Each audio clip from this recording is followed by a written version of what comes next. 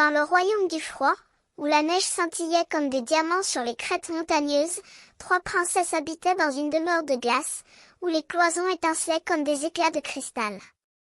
Elles portaient à leur tête des diadèmes qui brillaient comme les étoiles nocturnes, et leurs robes étaient confectionnées de fins flocons de neige qui leur donnaient une apparence de créatures divines.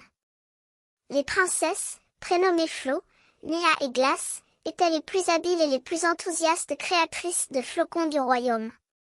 Elles avaient développé un secret pour faire apparaître ces précieux flocons, que tout le monde désirait avoir à ses côtés. Mais, malheureusement, leur stock de diadèmes était épuisé, et elles ne savaient pas comment en obtenir de nouveaux. Un jour, une bande de nuages, menée par un nuage nommé Monsieur Nuage, apparurent au-dessus du royaume.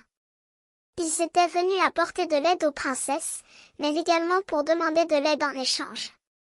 Les princesses, ravies de cette opportunité, proposèrent de prêter leur diadème à Monsieur Nuage et à ses compagnons, qui pourraient ainsi créer des flocons pour les enfants du royaume.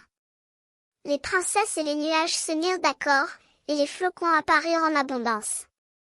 Les enfants du royaume se réjouirent de ces merveilleux présents, et les princesses purent remercier Monsieur Nuage et ses compagnons de leur aide. Mais, lorsque les nuages s'apprêtèrent à partir, les princesses se sentirent tristes et perplexes.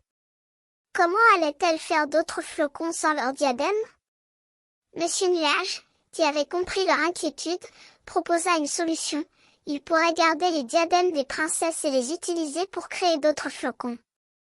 Les princesses acceptèrent, et les nuages partirent, laissant derrière eux une traîne de flocons scintillants. Les princesses purent ainsi créer de nouvelles merveilles, grâce à la générosité de Monsieur Nuage et de ses compagnons.